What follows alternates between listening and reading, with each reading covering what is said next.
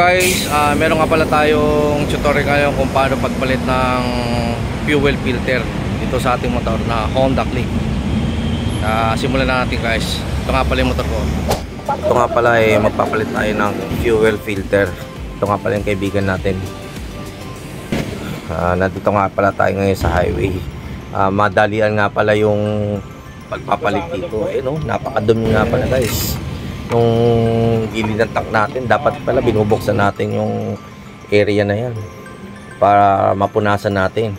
So yan, isa-isa na natin tinatanggal yung screw at dito sa pinaka center niya mismo.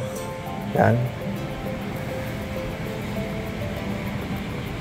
Tapos siyempre punasan na rin natin yung mga gilid niyan.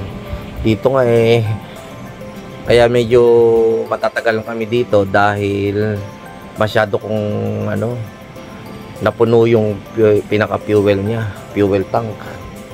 So dapat pala kapag magpapalit tayo ng fuel filter, isipin natin na dapat nasa 1/2 lang ang laman ng ating fuel. Kasi nga pag once na binuksan natin to, yan, mag-overflow ngayon yan. So magbabawas tayo sa paraan na to. Isasaling nga pala muna natin dito sa bottle mineral. Ayan. So mamaya lang natin uli ikabit. Kasi nga hindi natin mapapalitan yung filter kapag puno yan yung fuel tank natin. So kapag binubuksan nga pala natin tong susian dito, so pwede natin may drain. Ayan o. Ayan, naka ignition switch yan. Pero patay yung makina. Ganun pala siya mag-response. Basta nakasaksak siya. Kaya nakapagpawas tayo. So kailangan pag magpapawas tayo dito, tandaan nyo, dapat naka-off yung switch. Yan. Kasi nga sobrang puno. Ito ang kaibigan natin ngayon, si Kiko. Isa sa pinakamabait na assist sa atin.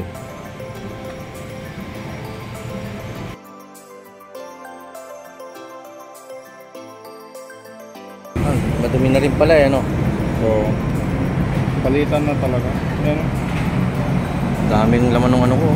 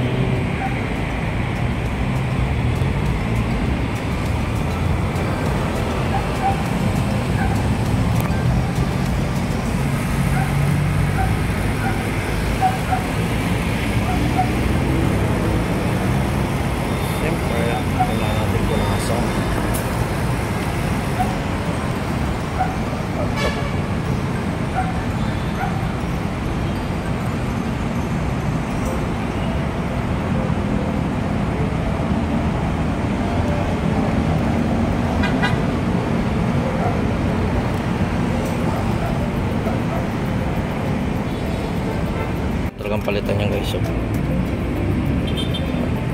yun, nakakabit na.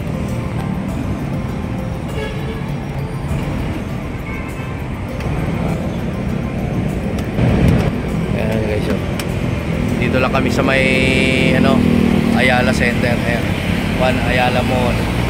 Okay.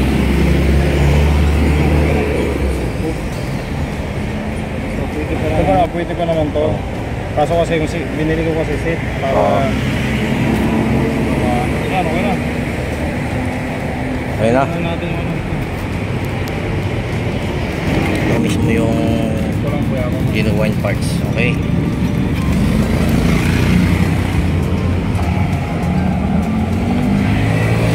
Kasama na siyang dalawang hole. Yan.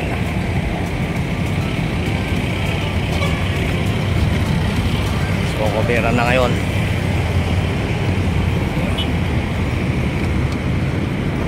So next time, lagi nyong lilinisin to para hindi kayo kalawangin. Eh hindi pa natin nabubuksan to eh. First time pa lang natin nabuksan. Hindi basta wag lang siyang mabasa. Oo. Lalo yung mga karwas, yung tinukan.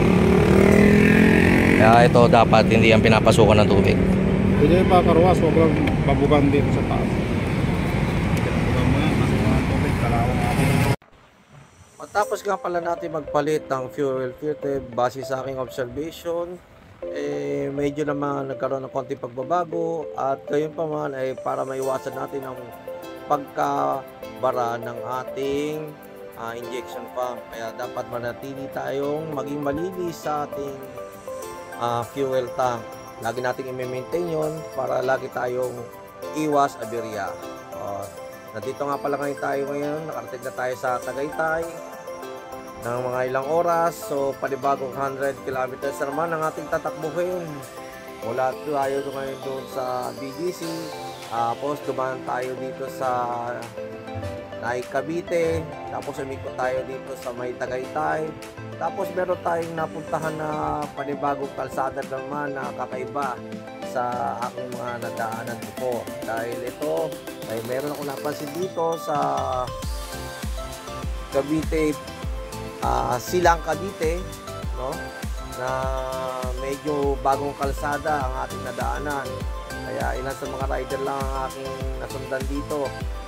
Tapos napakaganda ng lugar dito dahil maganda ang area,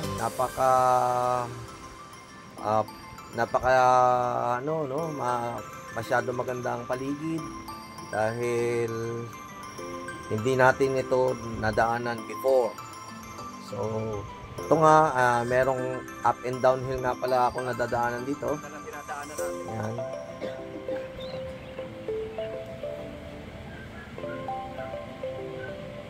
Tapos ito naman, pag-ulusok naman ulit tayo pababa. Ayun o, ang layo ng kasalubong natin. Hirap na hirap paakyat niya kasi malayo pala. Natanong ko, paakyat na sila. Talagang buwelong-belo. Kasi ito, may paligid. Masyadong madahon. Tsaka konti lang talaga ang sasakyan na dumadaan dito. Kaya mag-ingat lang tayo dito na huwag kayong dadaan dito paggabi dahil nakakatakot sigurado to. Ito, pasigsag road naman ng datingan. May kala mo Baguio City ang pupuntahan mo o sigsag road na papuntang Quezon. Ayan o. So ang labasan nga pala nito guys is puntang Cavitex. Kaya may luso pa nga pala dito guys. Ayan ang una ko napansin. Ayan o, yan papuntang Nubali.